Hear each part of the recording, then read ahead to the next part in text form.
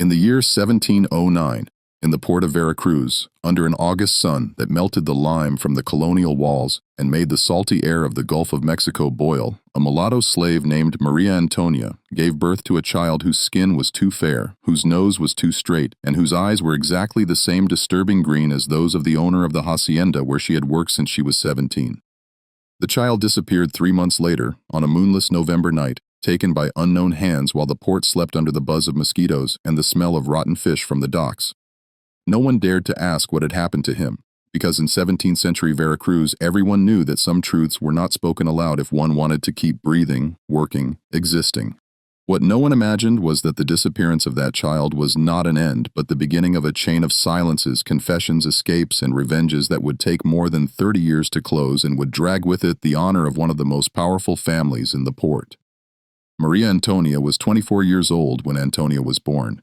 Her hands were cracked from the saltpeter and lye she used to wash the linen sheets of the Caballero family, and she had a dark mole under her left eye which, according to the other slaves' night whispers, had darkened after childbirth, as if her body had physically marked the shame and pain of bringing into the world a son she could not claim as her own. Before that August day, she was merely one more shadow among the many who worked in the house of the Caballeros, one of the oldest and richest families in the port, owners of 3 inland sugarcane plantations, a fleet of cargo mules that transported goods from Jalapa to the port, and enormous warehouses where indigo from Guatemala, cocoa from Tabasco, and spices that arrived from Manila in galleons that sailed the Pacific for months before unloading their treasure in Acapulco were stored. Don Rodrigo de Caballero y Mendoza was a 42-year-old man, a widower for 5 years, father of 2 teenage daughters named Josefa and Isabel, who were preparing to marry merchants from Mexico City. His wife, Doña Beatriz, had died of puerperal fever after giving birth to a son who also did not survive. Since then, Don Rodrigo had lived a life of public religious devotion and apparent moral rigidity. He was known throughout the port for his generosity to the church, for the masses he paid for the souls in purgatory, for his particular devotion to the Virgin of Solitude, whose wooden image brought from Spain presided over the private chapel of his house. He was also known for the severity with which he treated his slaves and workers. A severity that did not reach the extreme cruelty of other landowners, but which also did not allow any sign of weakness or disobedience. No one in Veracruz saw him as a man of vice. He was a hard master, yes, a melancholic widower, a strict father, but within the acceptable limits of what was expected of a Spanish man of his class and position, until Maria Antonia had the child and everything began to unravel like fabric rotted by the humidity of the Gulf. The birth occurred in the kitchen of the main house on the red brick floor, still warm from the day's fire, assisted by Juana, a black slave of almost 60 years who had arrived from Angola in her youth and who served as midwife, healer, and keeper of all the impossible secrets of the women of the hacienda. When Juana saw the newborn still covered in blood and amniotic fluid, she crossed herself 3 times, murmuring prayers in her native language, mixed with Spanish words, and lowered her voice until it almost disappeared in the crackle of the coals in the hearth. "This child cannot stay here," she whispered to Maria Antonia, who was still bleeding on the palm mat and trembling with exhaustion and fear. "He has the master's eyes, he has his nose, he has the shape of his forehead. If anyone sees him when he grows a little more, when his features become defined, they will kill you and they will kill the child too. Or something worse." Maria Antonia knew it at that very instant as her newborn son cried in Juana's arms. She knew it by the way the old slave avoided looking her in the eyes, by the trembling in her calloused hands as she wrapped the baby in an old cloth that smelled of lye soap. She knew it because she herself had been avoiding that truth for 9 months, ever since that November night the previous year, when Don Rodrigo had sent for her to his room to bring him hot water to wash his hands after dinner, and had closed the solid wooden door behind her, locking the bolt. For 3 months Maria Antonia kept the child hidden in the slaves' quarters, a long adobe shed with a tiled roof at the back of the property, separated from the main house by the orange tree patio and the water well, where the 10 women who worked in the house and gardens slept huddled together. The child, whom she named Antonio after her maternal grandfather, who had been a slave on a tobacco plantation outside Córdoba and had died before she turned 10, cried little, as if he instinctively knew that his silence was his only protection in a world that did not want him. Maria Antonia breastfed him in the early mornings before the sun rose over the Gulf and dyed the hazy port sky pink and orange. And during the day, she left him in Juana's care, while she worked washing clothes in the large wooden tubs, cooking mole and rice with beans for the family, cleaning the spacious rooms of the Caballero young ladies, with their polished brick floors and barred windows overlooking the inner garden. The other slaves knew, of course. Everyone knew. Rosa knew, she who cooked the tortillas every morning. Catalina knew, she who swept the patios. Esperanza knew, she who looked after the chickens and pigs. All had seen the child. All had noticed his impossible eyes, his skin that grew a little lighter each day. But no one said anything, because saying something meant becoming an accomplice or a witness. And both were equally dangerous in a house where silence was the only currency slaves could use to buy one more day of life without punishment.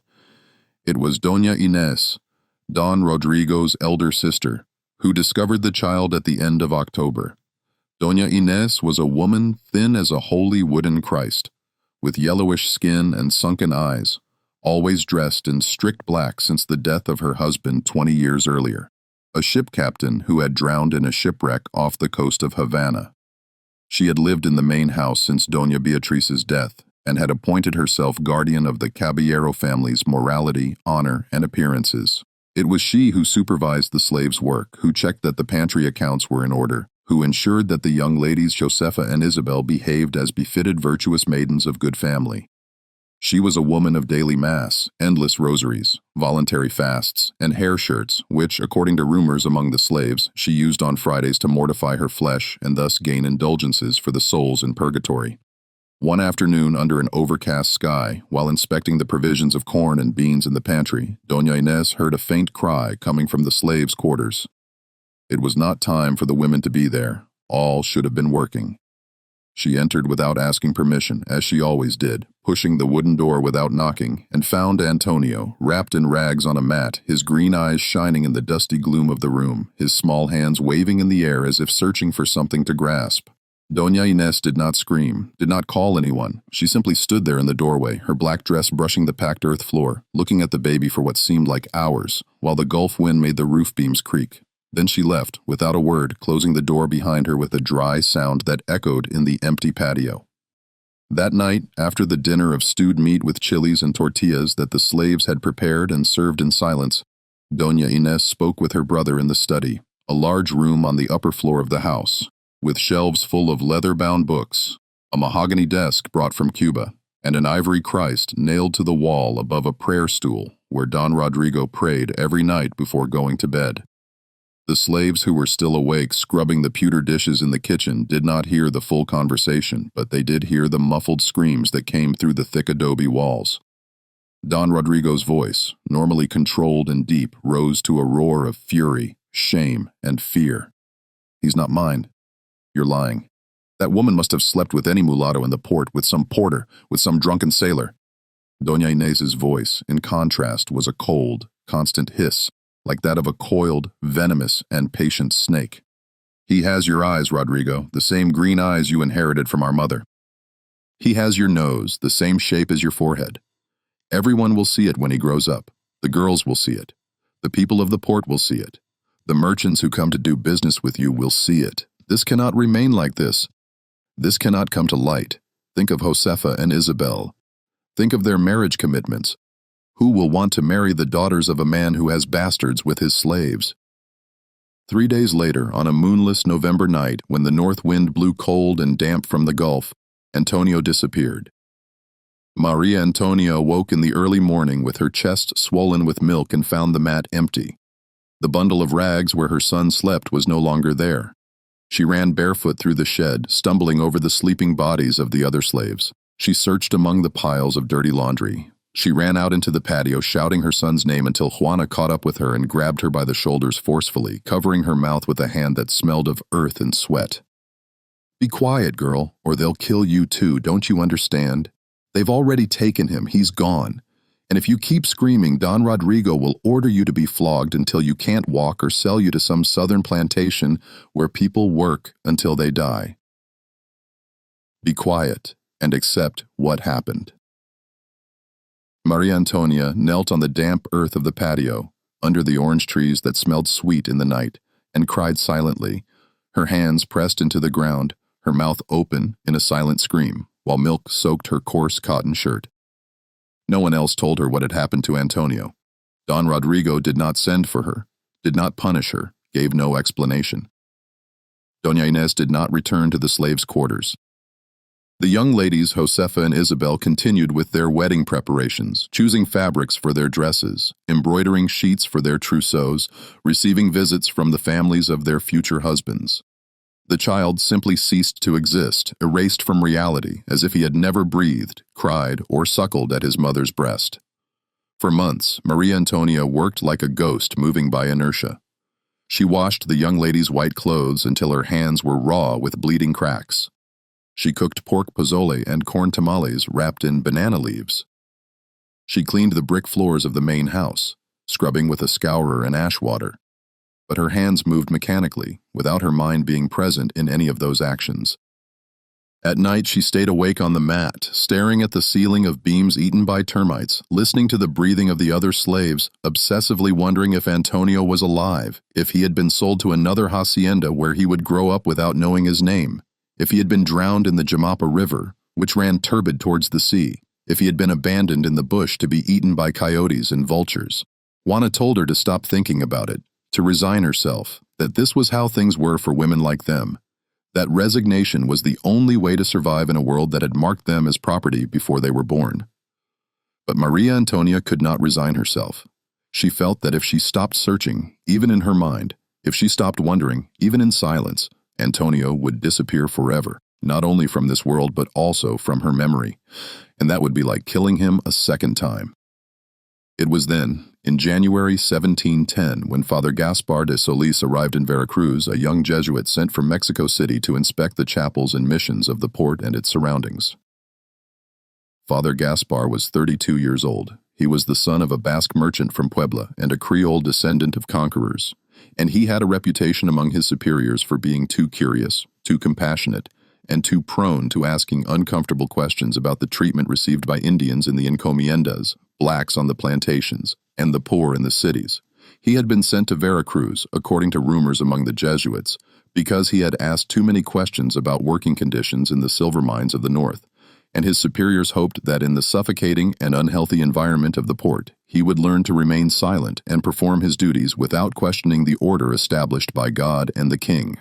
Father Gaspar visited the Caballero house one humid February afternoon, invited by Don Rodrigo to bless the family's private chapel, which had just been renovated with new gilded altarpieces brought from Puebla. After the blessing ceremony, while drinking thick, bitter chocolate in the main hall of the house, seated in a high-backed carved chair, the priest noticed Maria Antonia, who served the Chinese porcelain cups with her head bowed, her eyes fixed on the polished brick floor, and her shoulders tense as if carrying an invisible weight. There was something in the way she moved, in the stiffness of her back, in the imperceptible trembling of her hands as she held the silver tray that caught his attention. Father Gaspar had learned during his years of priesthood to read suffering in people's bodies, and Maria Antonia's body screamed a pain that had no words. When she leaned to serve him more chocolate, he asked her in a low voice, almost a whisper, "Are you well, daughter? Is there something that troubles you?"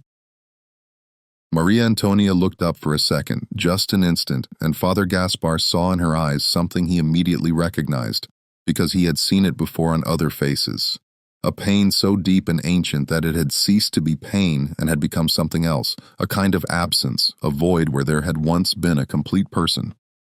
That night, after everyone in the house had fallen asleep and the port was plunged into silence broken only by the distant barking of dogs and the croaking of frogs in the puddles, Maria Antonia went out to the back patio and found Father Gaspar sitting on the well curb, looking at the stars that shone faintly through the salty haze rising from the gulf.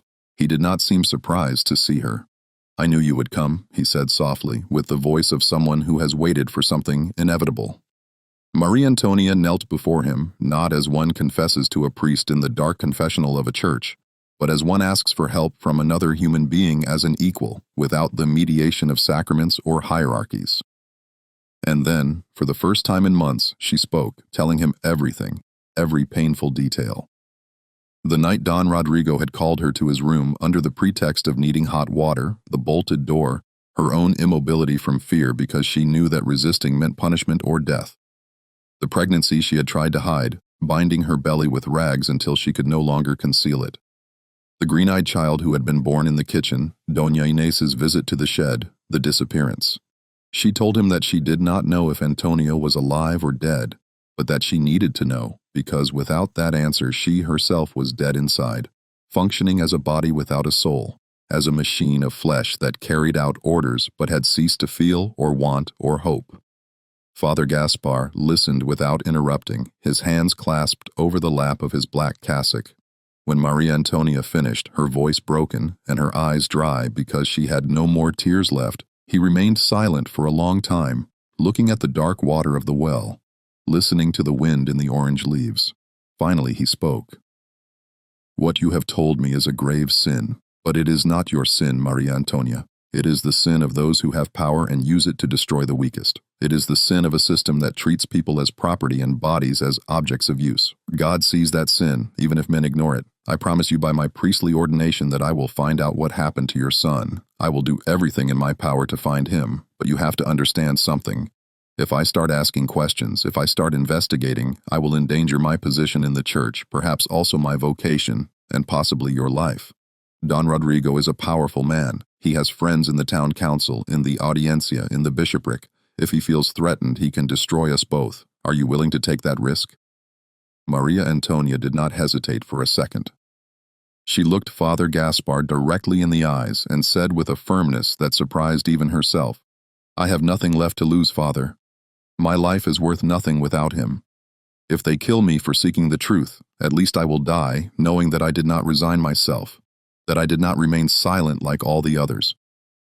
During the following weeks, as February gave way to March and the heat began to press upon the port, Father Gaspar began to ask discreet questions.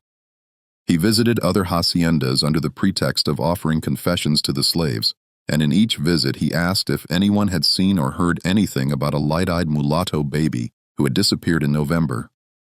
He spoke with the porters who worked on the docks, unloading goods from the ships, asking if any of them had been hired to carry a mysterious bundle out of the city.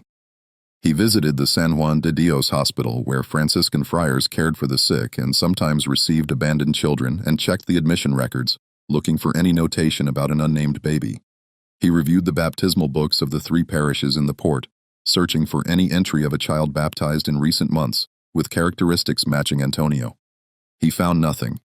It was as if the child had never existed, as if the damp earth of the Gulf or the turbid sea that beat against the docks had swallowed him. But Father Gaspar was a stubborn man, educated by the Jesuits not to give up in the face of difficulties. And the more he searched, the more convinced he was that the child was still alive. Babies did not disappear without a trace. Someone knew something, someone had seen something. It was only a matter of finding that person.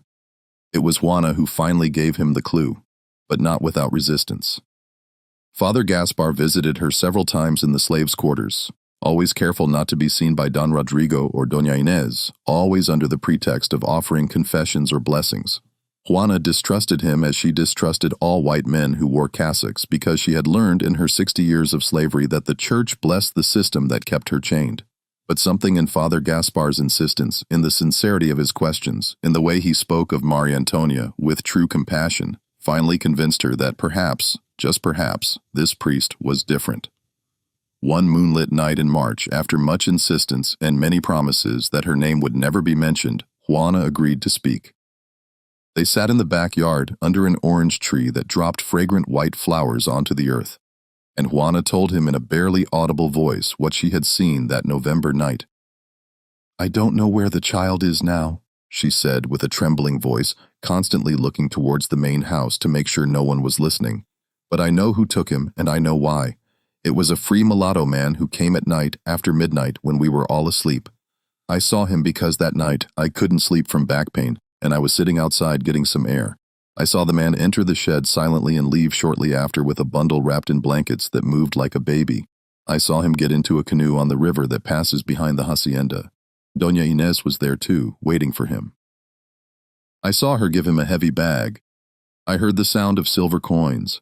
I heard the man say something about taking him to Tlacotalpan upriver, where he has a sister or a cousin who could raise him. That's all I know, Father. And if anyone finds out I told you this, they will flog me to death or sell me to the south, where they say slaves last 5 years before dying of illness or exhaustion. Tlacotalpan was a fishing and trading town on the banks of the Papaloapan River, a 2-day journey from Veracruz, following the coast and then going upriver. It was a transit point where Indians, mulattoes, poor Spaniards, merchants carrying their goods upriver to Oaxaca, fishermen selling snapper and mojarra, and people who did not want to be found because they were fleeing debts, justice, or masters who claimed them as property, mingled. Father Gaspar told Maria Antonia what he had found out, but warned her seriously about the dangers.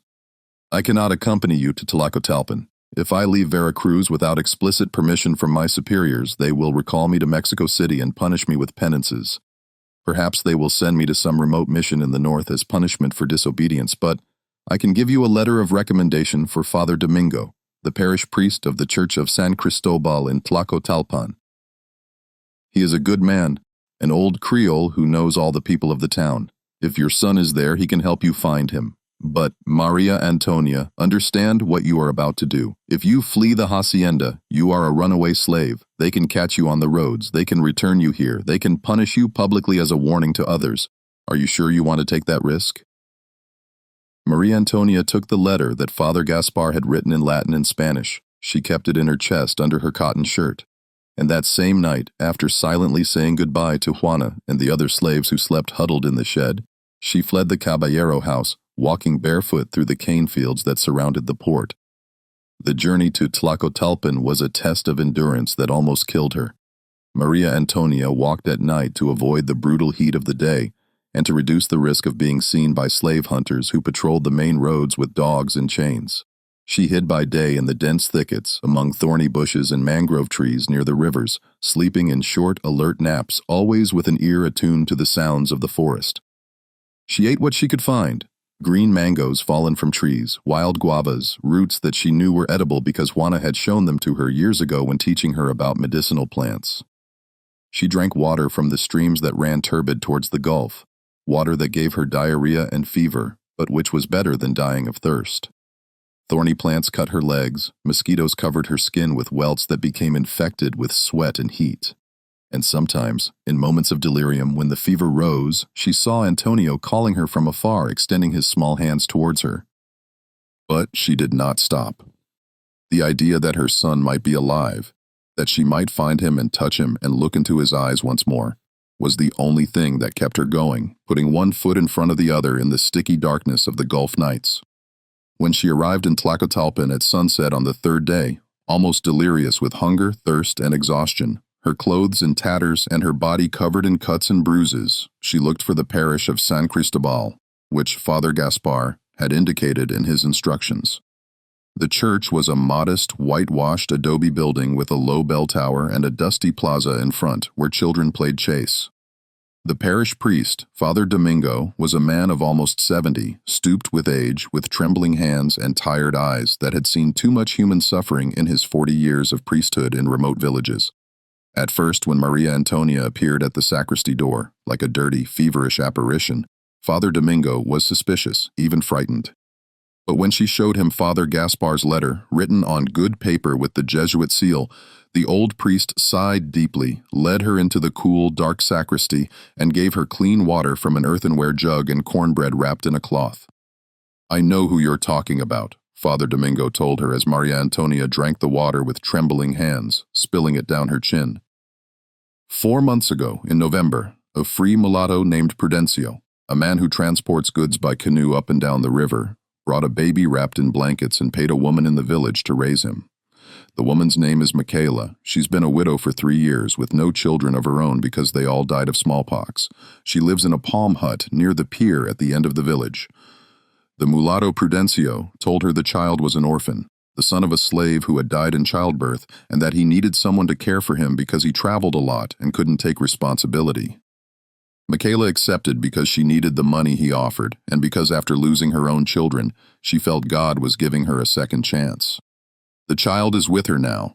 We baptized him here in the parish 2 months ago with the name Antonio, because Michaela said that was her deceased father's name. Maria Antonia felt her heart pounding in her chest. Her hands trembled so much that she almost dropped the glass of water. Where does this woman live? I need to see him. I need to know if he is my son. Father Domingo looked at her with compassion, mixed with concern. My daughter, even if that child is your son, he is no longer legally yours. You are a runaway slave. If they find you, they will take you back to Veracruz. They will punish you publicly in the plaza as a warning. Perhaps they will flog you until you are crippled, and the child will stay with Micaela anyway, because she has papers signed by Prudencio that say she is his legal guardian, and Prudencio has papers that say he is a free man in the eyes of the law. You have no rights over that child because you are the property of Don Rodrigo de Caballero. Do you understand what I'm telling you? You cannot get him back. The best thing you can do, the most sensible thing, is to leave him where he is, where he at least has a chance to grow up as a free child without the chains you wear. But Maria Antonia could not accept that. She had not walked 3 days under the scorching sun and through thorns to give up now. Father, I just need to see him just once. I need to know if it's him. After that, I will decide what to do. Father Domingo understood that there was no way to dissuade her. That same afternoon, as the sun began to descend, dyeing the waters of the Papalawapan River orange, he took her to Micaela's hut. The house was a humble construction with woven palm walls and a banana leaf roof, surrounded by a small pen where skinny chickens pecked and 2 pigs grunted. When Micaela opened the door, a woman of about 35 with her hair tied in a thick braid and hands calloused from working the land, Maria Antonia saw Antonio in her arms. The child had grown. He was almost 6 months old now, and his green eyes were even clearer, brighter, impossible to deny. His skin had lightened another shade since Maria Antonia had last seen him. When the child saw Maria Antonia, he smiled with that toothless baby smile, extending his chubby hands towards her. And Maria Antonia knew, without any doubt, with a certainty that came from the depths of her being, that it was him. She knew it by the way the child looked at her, by the gesture of his hands, by something inexplicable and ancient that only a mother can recognize in her child, a recognition that goes beyond the senses and lodges in the soul. Micaela was initially frightened, thinking that Maria Antonia had come to snatch the child she had begun to love as her own. She protectively hugged Antonio, taking a step back into the hut. But when Father Domingo explained who Maria Antonia was and why she was there, when Maria Antonia told her story with a broken voice, every painful detail, from the night with Don Rodrigo to the desperate flight through the mountains, Micaela began to cry. I didn't know, she said again and again, rocking Antonio against her chest. I didn't know he had a mother. I didn't know someone was looking for him. Prudencio told me he was an orphan. He swore it on the Virgin. If I had known he had been stolen from his mother's arms, I would never have accepted him, even if I was starving. The 2 women sat there on the dirt floor of the hut while the sun set outside and the shadows lengthened, crying together, sharing a pain that united them beyond differences of color, origin, or condition. Antonio, oblivious to the drama unfolding around him, played with a rag between them, babbling meaningless sounds, happy in his ignorance. It was at that moment, seeing her son play peacefully, seeing Micaela who had cared for him with love during those months, that Maria Antonia made the most difficult decision of her life, a decision that would tear her apart inside, but which she knew with painful certainty was the only correct one. She looked at her son, then looked at Micaela, and with a barely audible voice said, I want you to raise him as if he were your own. I cannot take him. If I do, they will find us both. They will return me to Veracruz. They will punish me, and they will sell him to some plantation where he will work until he dies, or worse, they will kill him to erase the evidence of Don Rodrigo's sin. But you can give him a life that I can never give him. You can raise him as a free child. You can teach him a trade. Teach him to read if you can get someone to teach him. Teach him to live without anyone treating him like an animal. I only ask one thing of you, just one thing. Never tell him whose son he is. Never tell him that his father is Don Rodrigo de Caballero y Mendoza. Because if he knows, he will want to look for him when he grows up. He will want to claim something, justice or recognition or revenge, and that will destroy him. Powerful men like Don Rodrigo destroy anyone who threatens their honor. Let him believe he is the son of no one. Let him live in peace without the chains of the past.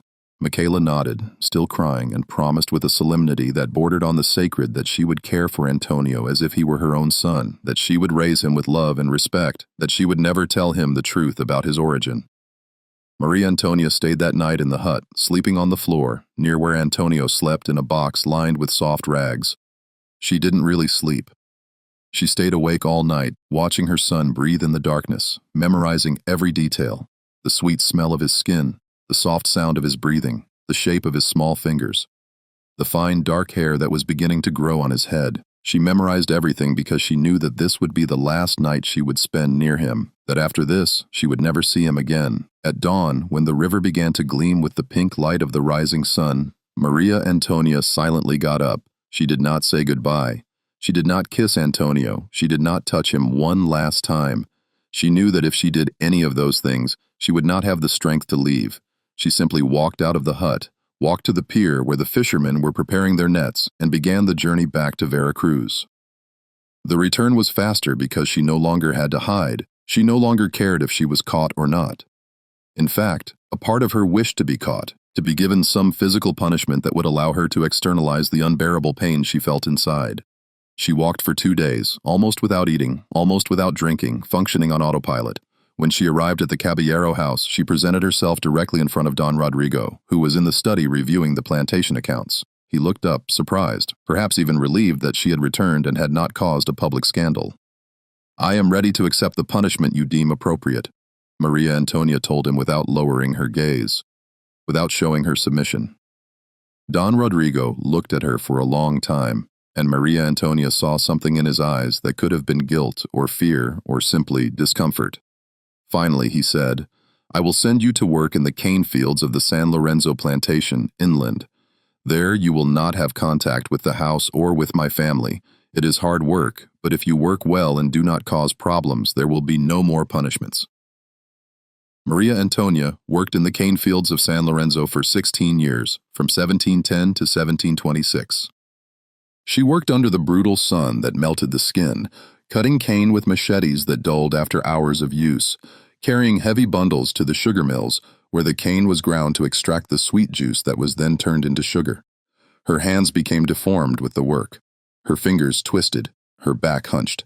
But every night, before sleeping in the shed where the field slaves crowded together, she thought of Antonio growing up free in Tlacotalpan, learning to fish in the river, perhaps learning a trade, living a life she could never have lived. And that thought, however painful, kept her alive. In September 1726, Don Rodrigo de Caballero y Mendoza died of yellow fever, the disease that killed so many in Veracruz every summer when mosquitoes multiplied in stagnant puddles. Doña Inés had died 2 years earlier, in 1724, consumed by a stomach illness that no doctor could cure and that made her suffer for months before dying. Don Rodrigo's daughters, Josefa and Isabel, had married years ago and lived lives as wealthy ladies in Mexico City with their own children and successful merchant husbands. They had no interest in maintaining their father's properties in Veracruz. They sold the Caballero house, the plantations, everything to a family of Catalan merchants newly arrived from Barcelona who wanted to establish themselves in Gulf trade. The new owners were pragmatic and modern men who had read the enlightened French philosophers and considered slavery, although still legal, to be economically inefficient. They freed all the slaves from the properties they had bought, giving them official manumission papers, signed and sealed. Maria Antonia, now a 41-year-old woman, her body broken by work, but her soul still intact, received her letter of freedom one October day. She held it in her trembling hands, unable to believe it was real. For the first time in her life, she was legally her own owner, and the first thing she decided to do with that freedom was to return to Tlacotalpan. She needed to know what had become of Antonio. She needed to close that circle that had remained open 17 years earlier. When she arrived in Tlacotalpan in November 1726, the village had grown. There were more houses, more businesses, more activity at the pier. She looked for Michaela's hut near the river, but found that it no longer existed. In its place was a new adobe house. She asked about Michaela in the market, and a dried fish vendor gave her the news. Michaela died 3 years ago, may she rest in peace, but her son Antonio is still alive. He is a carpenter. He has a workshop near the main dock. He is a good man, hardworking, honest, helps everyone who asks him. He never married, but he raised 3 orphaned nephews of his cousin as if they were his own children. Maria Antonia went to the carpentry workshop and stood across the street, hidden behind a group of women selling fruit, watching. She saw a young man, 26 years old now, tall and strong, with large hands calloused from working with wood. He had Don Rodrigo's green eyes, yes, but in his face there was none of the old master's harshness, none of his coldness or arrogance. Antonio worked the wood with patience and precision, building a large cedar table for a family waiting nearby, giving instructions to a teenage apprentice who was sanding the legs. When he finished, the family examined the table with satisfaction, paid him with silver coins, and Antonio thanked them with a genuine smile, without subservience, but with respect. Maria Antonia felt her chest fill with something she had forgotten for years, something akin to joy or pride, or a deep peace that came from knowing that her sacrifice had not been in vain. She was about to cross the street. She was about to introduce herself, to tell him who she was, to hug him and cry and tell him everything. But then she stopped. What would Antonio gain by knowing the truth? What would he gain by knowing that his mother was a slave who had abandoned him? That his father was a powerful man who had ordered his disappearance? That his existence had been a shameful secret that almost cost him his life? No. She had already made her decision 17 years ago in that palm hut. Antonio was free, happy, respected in his village. He had an honest trade. He raised orphaned children with love. He was a good man. That was enough, more than enough. Revealing the truth would only bring him pain and confusion. It would condemn him to live with the burden of a tainted origin, with the temptation to seek revenge or recognition from a father who would never want him. Maria Antonia turned around and began to walk back towards the pier. But before leaving the village, she made one last stop at the San Cristobal Parish Church. Father Domingo had died years ago, and now there was a young parish priest, Father Esteban, a Creole from Puebla, who received her kindly when she knocked on the sacristy door. She asked him a special favor, one that was difficult to explain without revealing the whole story. To write in the parish book, in a marginal note next to Antonio's baptismal record, that his biological mother had loved him more than her own life, and that everything she had done, every painful decision she had made, she had done to save him from a fate worse than death. The parish priest, moved by the intensity of her request and by the tears running down Maria Antonia's wrinkled face, accepted without asking too many questions. He opened the large baptismal book, found Antonio's entry dated January 1710, and wrote in black ink in the margin, "Let whoever reads this know that this child's mother loved him more than her own life, that she saved him at the cost of her own heart, and that she prayed to God every day to grant him the happiness she could never give him." Maria Antonia lived the rest of her days in Veracruz, working as a free laundress in the Huaca neighborhood near the port. She rented a small room in a tenement house where other free women, mulatto and black, lived, earning a living by washing clothes, selling tamales, or working as servants in Spanish homes. She never married, never had other children, but she helped young women in the neighborhood who became pregnant out of wedlock, who were raped by their masters, who needed someone to listen to them without judgment.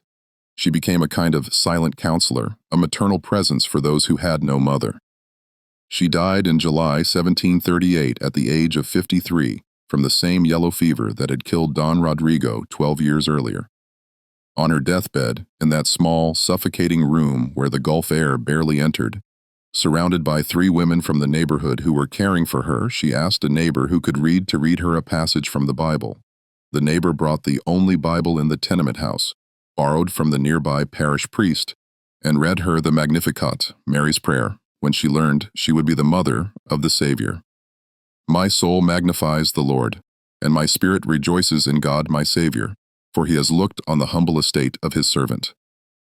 When the neighbor finished reading, Maria Antonia closed her eyes, murmured something that sounded like Antonio, and died with a smile on her lips, her hands crossed over her chest, at peace for the first time in almost 30 years. They buried her in the paupers' cemetery outside the city walls, in an unmarked grave, because she had no money for a headstone. But the women of the neighborhood placed a mound of white stones collected from the beach on her grave, and every year on the anniversary of her death, someone left wildflowers on those stones. Antonio, the carpenter of Tlacotalpan, lived until he was 63, until 1772, 3 years after New Spain expelled the Jesuits and 11 years before the War of Independence that would change the destiny of Mexico erupted. He never knew who his true father was, nor that his mother had given up everything to save him, nor that she had returned once just to see him from afar. He raised 3 orphaned nephews of his cousin Josefa, the daughter of the deceased Micaela, as if they were his own children. He taught them the carpentry trade. He taught them to read using a primer lent to him by the parish priest. He taught them to be honest men in a world of injustices. One of those nephews, Manuel, became a shipbuilder in Alvarado and had 11 children. Another, Francisco, became a merchant and moved to Jalapa, where his family prospered for generations. When Antonio died in 1772, ill with a cough that prevented him from breathing and that no medicine could cure, more than 100 people attended his funeral. Fishermen, merchants, carpenters, families for whom he had built furniture, children he had helped with food when their parents had no money. They buried him in the parish graveyard of San Cristobal, near the river he had heard all his life, under a weeping willow that dropped its branches like green tears.